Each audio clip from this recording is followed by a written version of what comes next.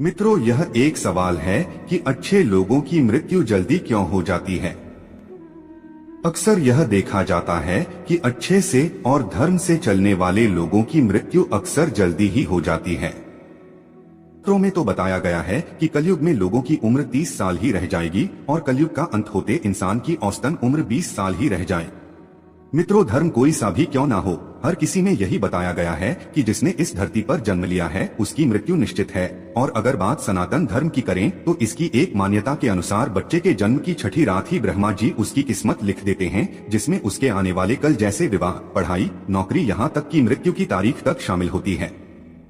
यह निर्णय तो भगवान ही करते हैं कि किसकी उम्र कितनी है। आपने यह कहावत भी जरूर सुनी होगी कि जितनी चाबी भरी राम ने उतना चले खिलौना। दोस्तों, इस कहावत में साफ है कि किसकी मृत्यु कब होनी है यह तो भगवान ही तय करते हैं।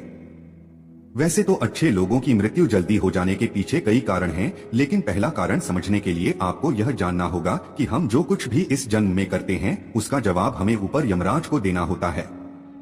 अगर उसके पाप का पलड़ा भारी होता है तो उसे नर्क में यातनाएं काटनी पड़ती हैं, और अगर पुण्य का पलड़ा भारी हो तो उसे स्वर्ग का सुख मिलता है, और यही चक्र कई युगों तक चलता रहता है जब तक उसे मोक्ष की प्राप्ति नहीं हो जाती। इस मृत्युलोक में हर कोई अपने किए की सजा ही भुगतने के लिए आता है। अब यही पुण्य आपकी मृत्यु की तारीख को भी बदल देते हैं। जिस तरह से एक जज जेल में रहने वाले कैदी के व्यवहार को देख उसकी सजा कम कर देता है, ठीक उसी तरह भगवान भी देखते हैं कि इंसान मृत्युलोक में जाने के बाद अच्छे कर्म कर रहा है और उसे अपने किए की सजा मिल चुकी है, और जब उन्हें लगता है कि अब उसे मृत्युलोक में नहीं रहना चाहिए तब वो उसे बुला लेते हैं। भगवान के दंड विधान के अनुसार हर व्यक्ति को केवल उतना ही दंडित किया जाना चाहिए जितना उसके पाप किया है। अब क्योंकि अच्छे लोगों के पाप कर्म बुरे लोगों के पाप कर्मों की तुलना में अधिक होते हैं, इसलिए अच्छे लोग अपने पापों का फल जल्दी ही भुगत लेते हैं। हिंदू धर्म में मान्यता है कि भगवान हर अच्छे आदमी को किसी न किसी उद्देश्य के साथ ही इसे मृत्युलोक में भेजते हैं, और भगवान का अपना अवतार उन्हीं उद्देश्यों में शामिल है। इसीलिए जब वो उद्देश्य जल्दी पूरे हो जाते हैं तब भगवान उन्हें वापस बुला लेते हैं। अर्थात अच्छे लोगों की मृत्यु उनके अच्छे कर्मों पर ही निर्भर करती है। इसके अलावा आपको ये भी बता दूं कि जो लोग ये कहते हैं कि मरने के बाद इंसान खाली हाथ जाता है, उन्हें यह जान लेना चाहिए कि 3 चीजें ऐसी हैं जो मरने के बाद भी उसके साथ जाती हैं।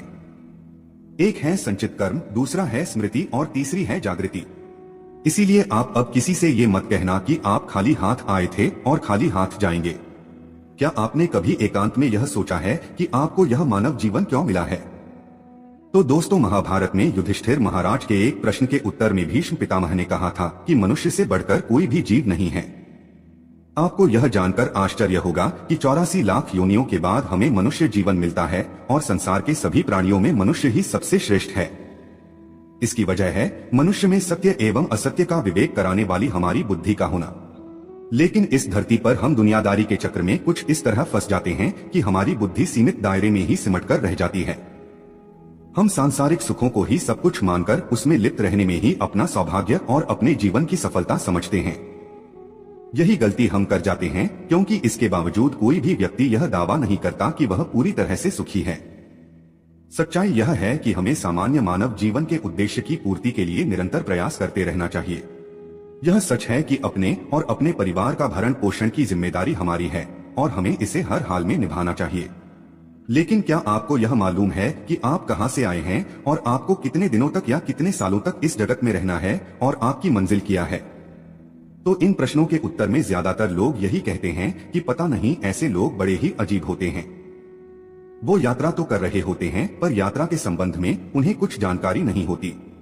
उन्होंने मानव जीवन पाया है लेकिन उन्हें अपने जीवन का लक्ष्य मालूम नहीं होता। हमारे आपके जीवन का मतलब है एक उद्देश्य खोज लेना और अपने भीतर शांत रहना। कहा गया है कि मनुष्य आनंद लोक का वासी है और आनंद के परमधाम तक पहुंचना ही उसके जीवन का एकमात्र लक्ष्य भी है। इसलिए मनुष्य को इस संसार की मृग मरीचिका से निकलकर भव्य जीवन की प्राप्ति के लिए साधना के मार्ग को अपनाकर अपने गंतव्य को पहचानना चाहिए। इसी तरह दोस्तों, श्रीमद् भगवद गीता में भी भगवान श्री कृष्ण कहते हैं कि ये एक आध्यात्मिक और ईश्वरीय जीवन का पद है जिसे प्राप्त करके मनुष्य मोहित नहीं होता।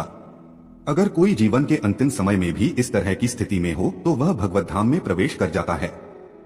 मनुष्य कृष्ण भावनामृत या दिव्य जीवन को एक क्षण में तुरंत प्राप्त कर सकता है और हो सकता है कि उसे लाखों जन्मों के बाद भी यह प्राप्त न हो।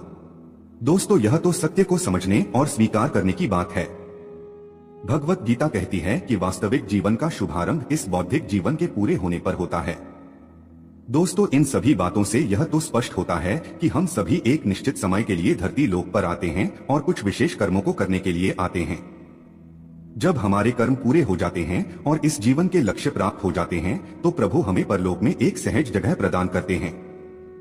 भगवान कृष्ण और अन्य कहते हैं कि वास्तविक जीवन तब शुरू होता है जब यह भौतिक जीवन समाप्त हो जाता है।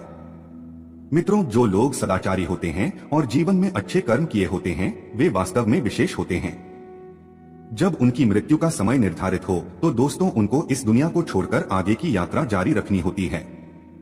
वीडियो पसंद आए तो वीडियो को लाइक, शेयर और चैनल को सब्सक्राइब करना ना भूले।